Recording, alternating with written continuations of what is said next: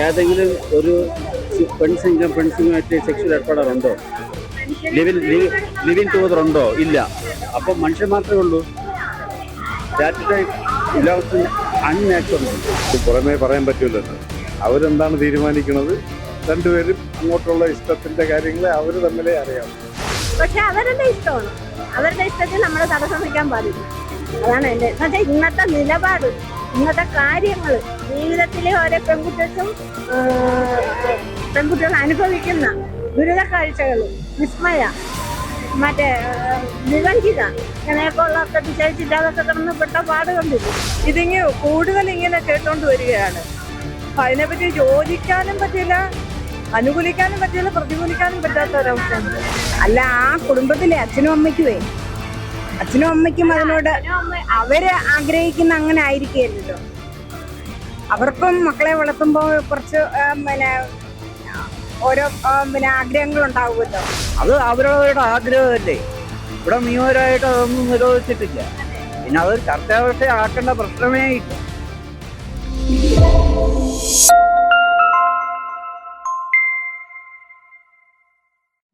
LGBTQ കമ്മ്യൂണിറ്റിയെ കുറിച്ചുള്ള ചർച്ചകൾ ഇനിയും അവസാനിക്കുന്നില്ല. എന്നാൽ ഇവരെ അനുകൂലിച്ചും പ്രതികൂലിച്ചും നിരവധി പേരാണ് രംഗത്തെത്തിയിരിക്കുന്നത്. ഇപ്പോൾ സോഷ്യൽ മീഡിയയിലാകട്ടെ ഒരു പോസ്റ്റ് ഇട്ടാൽ നിരവധി പേരാണ് അതിന്റെ താഴെ ഹേറ്റ് കമന്റ്സുമായിട്ട് വരുന്നത്.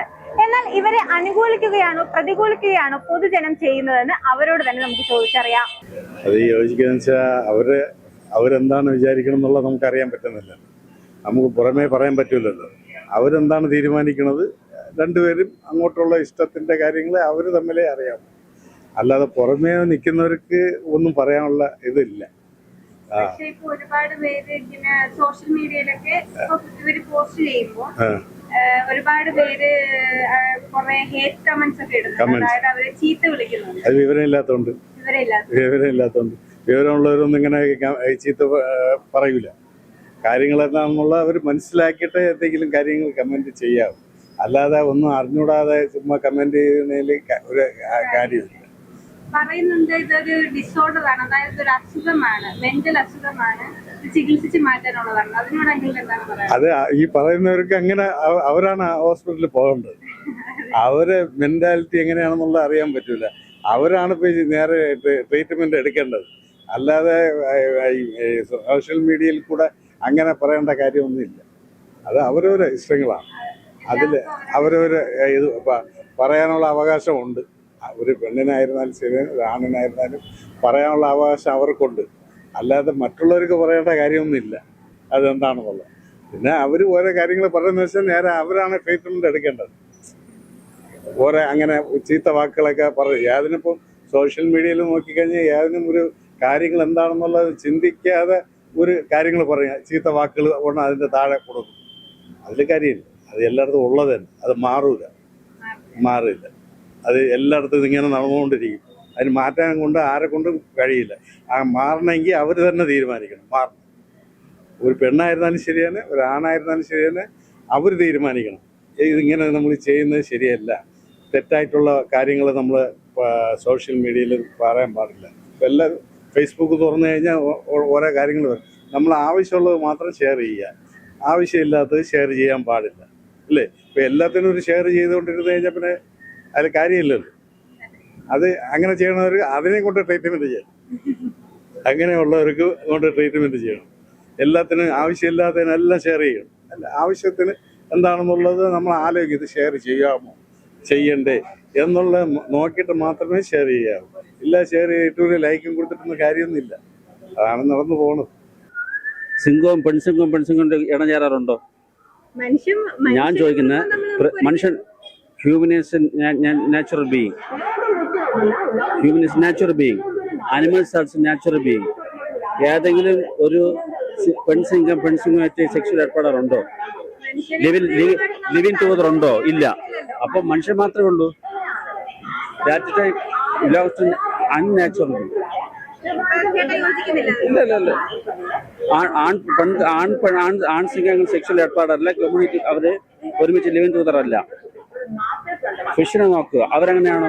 അല്ല, ഹ്യൂമൻ മാത്രം, ഇല്ലേ? അപ്പൊ അൺനാച്ചുറബിൾ. അല്ലല്ല, അതല്ല. പ്രകൃതി man is a natural being ആണല്ലോ man is a natural being, fish is a natural being, animals are natural being, humans only special. അത് നാച്ചുറൽ ബീയിങ് അല്ല, അൺനാച്ചുറൽ ബീയിങ്. ആണിനോട് തന്നെ ഇഷ്ടം തോന്നുന്ന ഒരു ഇതാണല്ലോ ഇപ്പോ. ആണിനോട് ഇഷ്ടം തോന്നുന്ന, പെണ്ണിനോട് ഇഷ്ടം തോന്നുന്ന ആ ഒരു കമ്മ്യൂണിറ്റി ആണല്ലോ LGBT കമ്മ്യൂണിറ്റി. ആ ഒരു കോൺസെപ്റ്റിനോട് ആദ്യം യോജിക്കുന്നു. ആണിനോടും പെണ്ണിനോടും ഇഷ്ടം തോന്നുന്നു. ട്രാൻസ്ജെൻഡേഴ്സ് ഒക്കെ ഉണ്ടല്ലോ, ആണ് പെണ്ണായി മാറുക. ഓരോരുത്തരെ ഇഷ്ടമല്ലേ, അവരവരെ ഇഷ്ടമല്ലേ. അതിന് നമ്മള് തടസ്സം നിന്നിട്ട് കാര്യമുണ്ട്. ഇപ്പൊ എനിക്ക് 3 പെൺമക്കളാണ്. 3 കല്യാണം കഴിച്ച് വെച്ച് അവര് സുഖമായിട്ട് ജീവിക്കുന്നു. പിന്നെ മറ്റുള്ളവരെ അവരവരെ ഇഷ്ടമാണ്. അവരവരുടെ ഇഷ്ടമാണ്. പക്ഷെ ഇപ്പൊ ഒരുപാട് പേര് പറയുന്നത് അതൊരു അസുഖമാണ്, അത് ചികിത്സിച്ച് മാറ്റണം എന്നൊക്കെ പറയുന്നുണ്ട്. അതിനോട് എന്താണ് ആന്റിക്ക് പറയാനുള്ളത്? നമ്മൾ ഇഷ്ടമാണ് മനുഷ്യരെ. ആണിനോട് ഒരാളിനോട് തോന്നുന്നത് ഇഷ്ടം.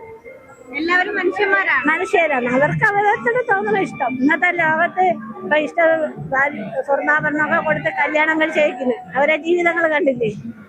ഇതൊക്കെ കണ്ടുവരുന്ന സമൂഹത്തിൽ ഇതൊക്കെ കണ്ടുവരുന്ന പെൺകുട്ടികളാണ് കൂടുതൽ. അവരെ ചിന്തിക്കും, അവർക്ക് ഇങ്ങനെയൊക്കെ പോയാൽ, വിവാഹം കഴിഞ്ഞൊക്കെ പോയാൽ ഇങ്ങനെയൊക്കെ അവരെയും ജീവിതത്തിൽ ഉണ്ടാവുമോ എന്തെല്ലാം പ്രതീക്ഷയോടെയാണ് നമ്മൾ ഒരു പെൺകുട്ടിയെ കെട്ടിച്ചു വിടുന്നത്. അപ്പോഴങ്ങനെ അവർക്കുള്ള ഉള്ളത് കൊണ്ടാണ് ഇങ്ങനെയൊക്കെ സമൂഹത്തിൽ ഇങ്ങനെ ഇവർ പരസ്പരം മാറി ചിന്തിക്കണമെന്ന് എന്റെ വിശ്വാസം എന്ന് ഞാൻ പറയുന്നത്.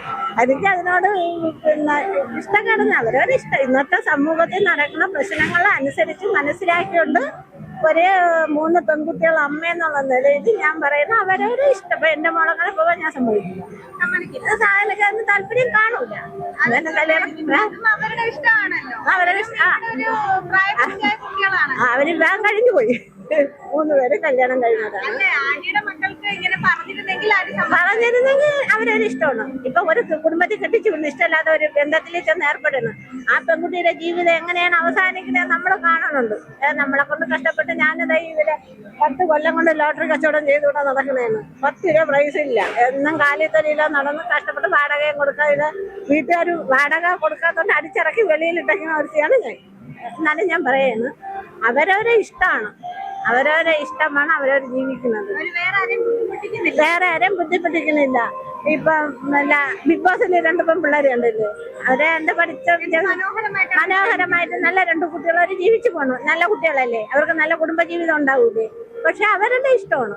അവരുടെ ഇഷ്ടത്തിൽ നമ്മൾ തടസ്സം നിൽക്കാൻ പാടില്ല. അതാണ് എന്റെ എന്നുവെച്ചാൽ ഇന്നത്തെ നിലപാട്, ഇന്നത്തെ കാര്യങ്ങൾ ജീവിതത്തിലെ ഓരോ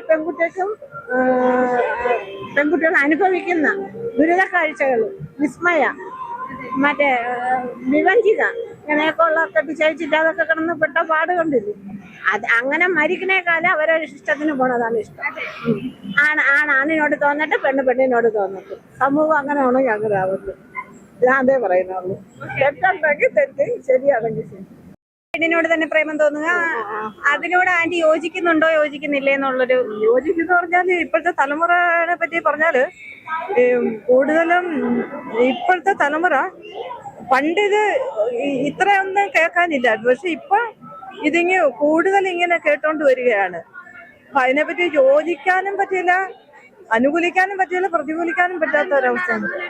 അനുകൂലിക്കാന്ന് പറയാൻ ഒരു പെണ്ണും തമ്മിലുള്ള ആ ഒരു അത് ഞാൻ യേശുവിൽ വിശ്വസിക്കുന്ന ആളാണ്. അപ്പോൾ നമ്മുടെ ബൈബിളിൽ പറയുന്നുണ്ട്, സ്ത്രീയും പുരുഷനുമായിട്ടുള്ള ആ വിവാഹബന്ധം പാടില്ല.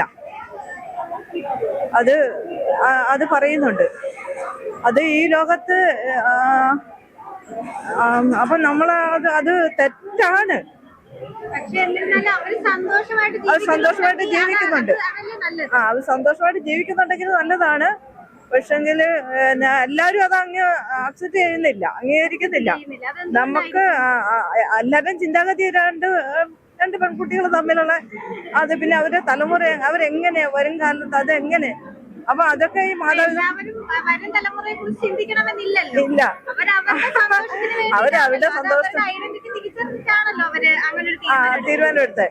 പക്ഷെ അത് അവരുടെ മാത്രം സന്തോഷമാണ്. പക്ഷെ അവരുടെ മാതാപിതാക്കള് മാതാപിതാക്കൾ മക്കളുടെ സന്തോഷം നോക്കുന്നില്ലല്ലോ.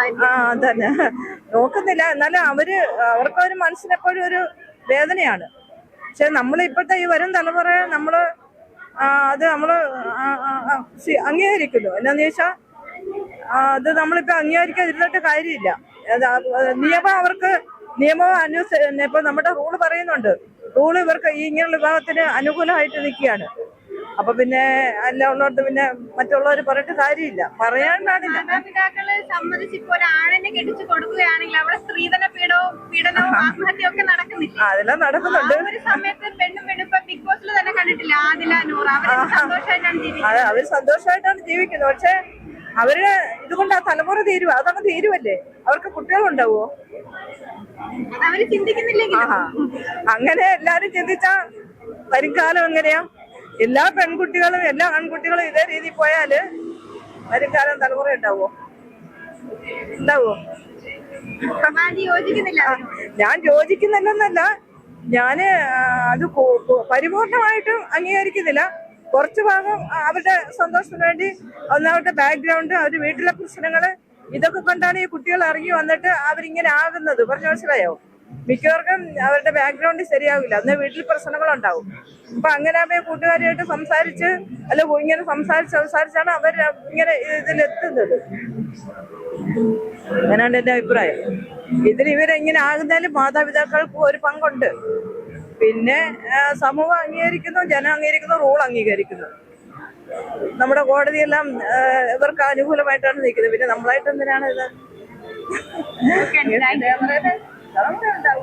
കുട്ടികള് എല്ലാവരും 100-50% ഇതേ രീതിയിൽ പോയി കഴിഞ്ഞാല് വരും കാലങ്ങളിൽ ഇവർക്ക് കുട്ടികളുണ്ടാവും, തലമുറ ഉണ്ടാവും.